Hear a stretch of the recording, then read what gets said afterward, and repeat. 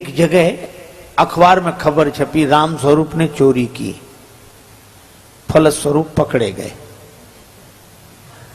तो दूसरा आदमी बड़ा बोले क्या जमाना आया, कोई चोरी करे किसी को पकड़ते हैं, चोरी राम स्वरूप ने की तो फलस्वरूप को क्यों पकड़ा।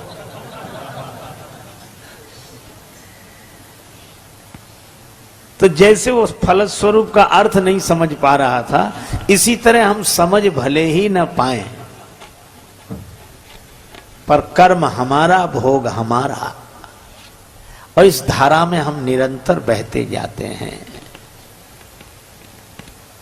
लेकिन क्या बचने का कोई उपाय है? प्रश्न यह है, क्योंकि निरंतर कामना होगी, निरंतर कर्म होंगे, निरंतर फल होगा, निरंतर भोग होगा, और यह क्रम चलता रहेगा। जन्म से लेकर मृत्यु तक नहीं, अनेक जन्मों तक चलता ही रहता है। तो अच्छा आप ऐसे सोचो, प्रारब्ध भी तीन तरह के, इच्छा प्रारब्ध, अनिच्छा प्रारब्ध और परीक्षा प्रारब्ध। हमने इच्छा की, वस्तु मिल गई, इच्छा प्रारब्ध। कई बार लोग अरे हम तो ये चाह ही रहे थे और आप मिल गए, बड़ा अच्छा हुआ, इच्छा प्रारब्ध। सर्दी जुकाम बुखार कोई नहीं चाहता, बुखार आ रहा है, जुकाम है, बहुत परेशान, अनिच्छा प्रारब्ध। और परीक्षा प्रारब्ध, और करे अपराध को और पाओ फल भोग। एक आदमी बेचारा सीधे रास्ते से जा रहा था, दो में झगड़ा हो गया, झगड़ते झगड़ते उसी पर गिर पड़े। वो बेचारा न लेने में न देने में, परीक्षा प्रारब्ध। अच्छा प्रारब्ध भी ऐसे कि पुरुषार्थ से प्रारब्ध का प्रभाव टल जाता है, मिट जाता है। तीव्र प्रारब्ध हुआ तो तीव्रतम पुरुषार्थ चाहिए, लेकिन ऐसा भी प्रारब्ध होता है जिस पर पुरुषार्थ कोई काम नहीं करता। सुप्रीम कोर्ट ने फैसला कर दिया, मृत्युदंड निश्चित, अब कोई उपाय नहीं। लेकिन हमारी भावना है, भक्ति शास्त्र कहते हैं उपाय है। सुप्रीम कोर्ट के फैसले के बाद कोई कोर्ट भले ही न बचा हो, पर सुप्रीम कोर्ट से मिलने वाले मृत्यु दंड से बचा जा सकता है अगर राष्ट्रपति कृपा करे तो।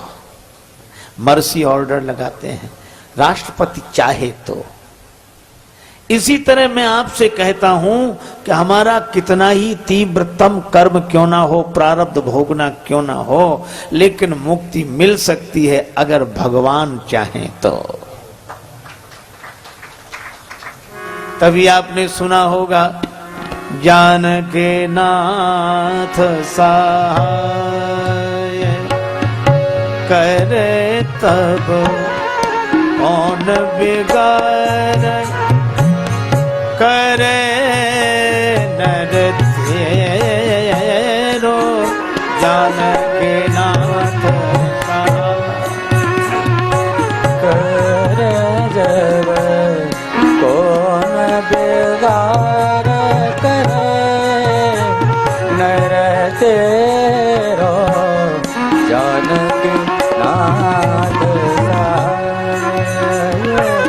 इसमें नवग्रहों का वर्णन है। सूरज मंगल सोम भृगु सुत बुध यरु गुरु वरदायक,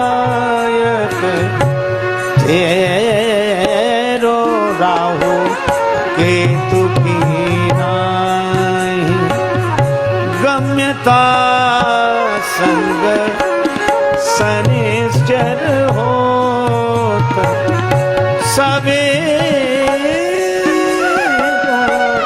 नाथ करे जब जानके नाथ सहाय, करे जब जानके नाथ सहाय, कौन बिगाड़ करे नर तेरो जानकी नाथ सहाय।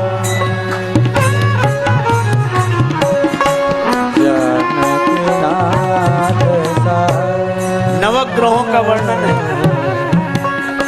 श्री तुलसीदास जी कहते हैं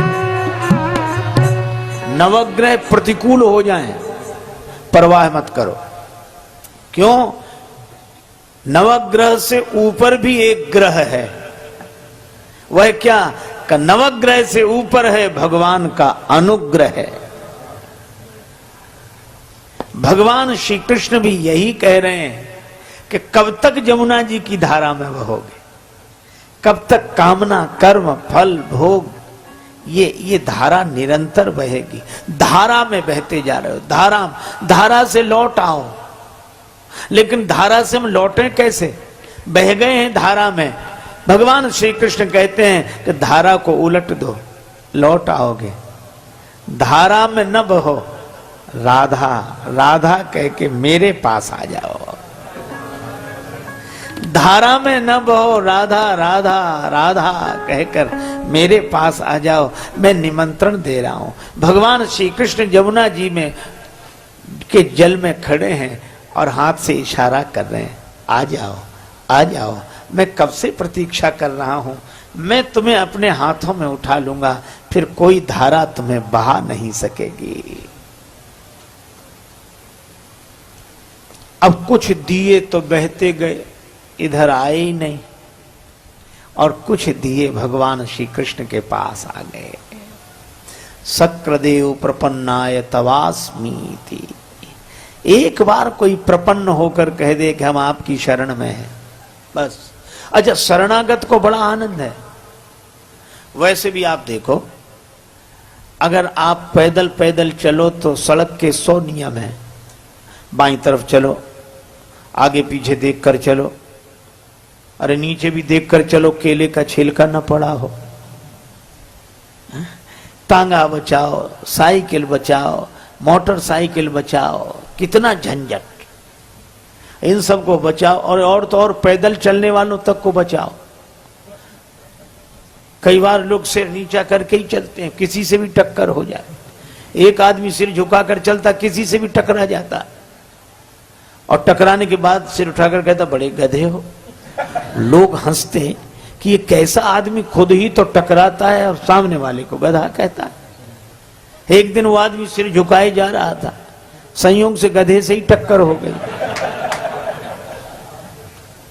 तो सिर उठाकर बोला बड़े, और जो देखा बोले अब आप तो आप ही हैं, अब आपसे क्या कहना।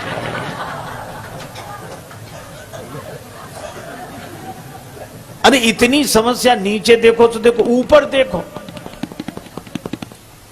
कुछ लोग बड़े विचित्र होते हैं। एक आदमी पैदल पैदल जा रहा था, दूसरा आदमी छत पर था, बिना देखे ही पीठ चला दी, उस बेचारे के सिर पे गिरी।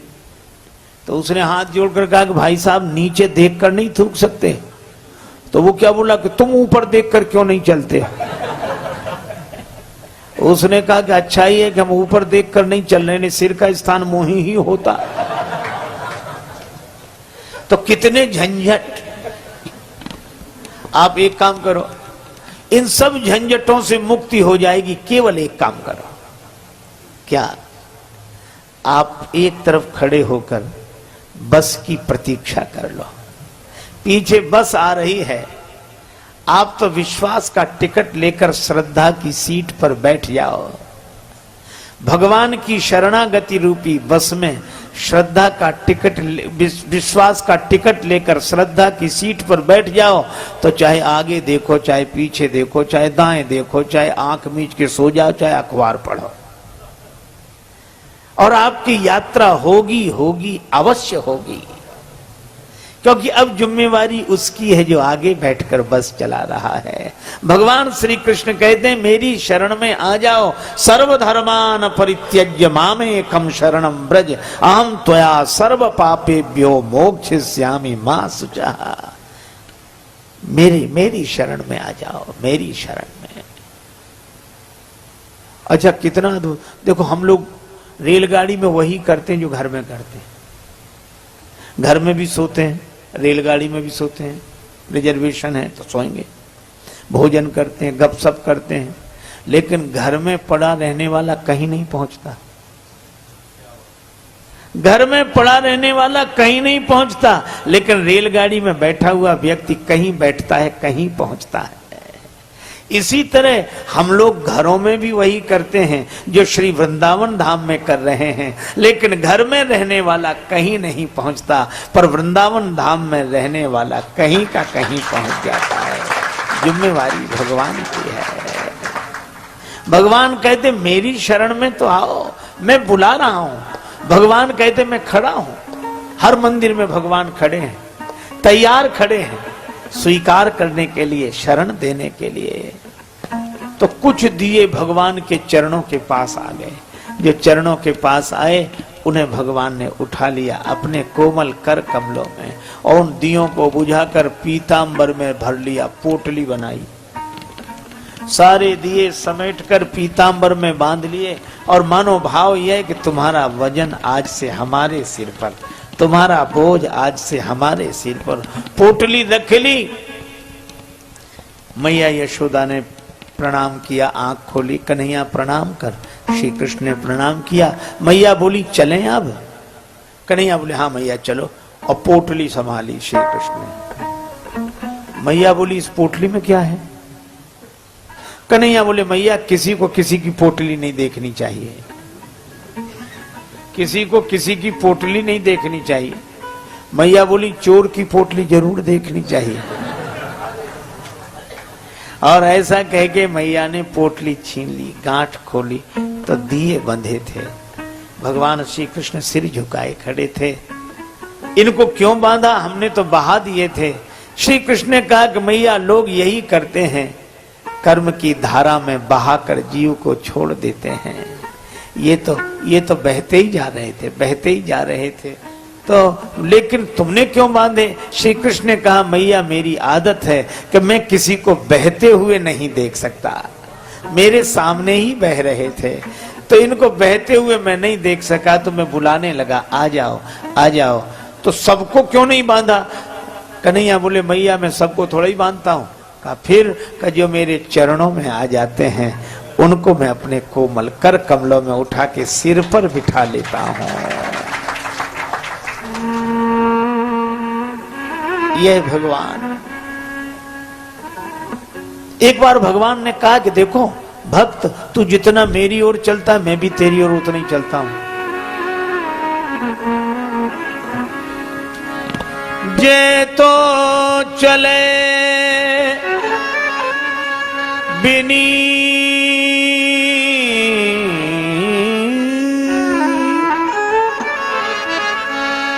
बिनीत तू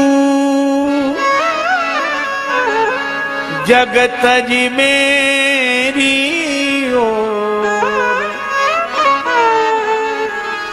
ते ते पग में भी धरूं करूं कृपा की को।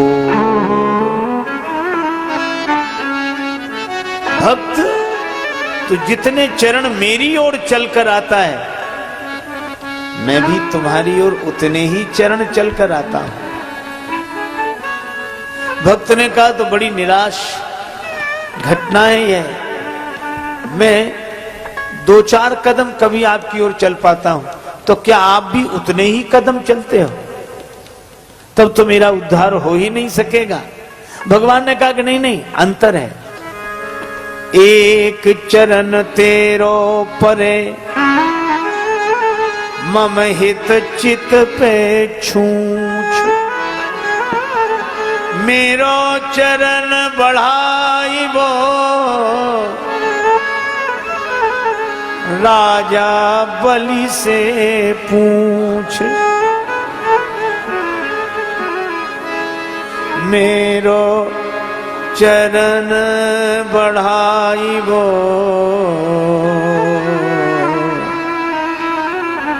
राजा बलि से पूछ।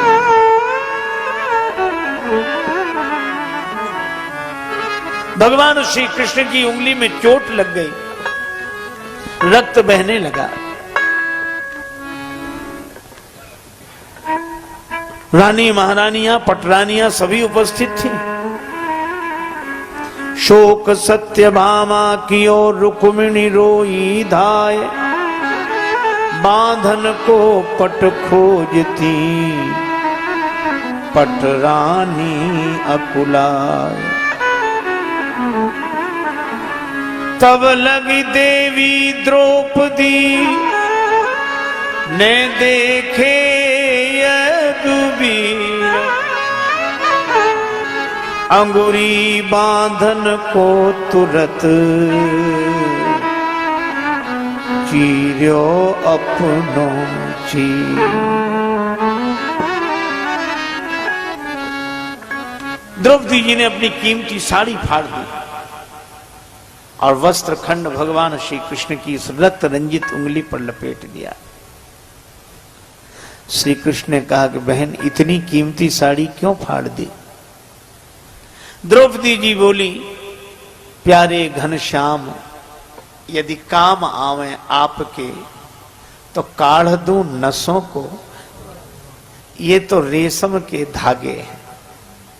प्यारे घनश्याम, यदि काम आवे आपके तो काढ़ दूं नसों को, ये तो रेशम के धागे हैं और धागे भी साधारण, इनका कौन मोल करे। न दुल्हन के जोड़े हैं न दुल्हा के बागे हैं।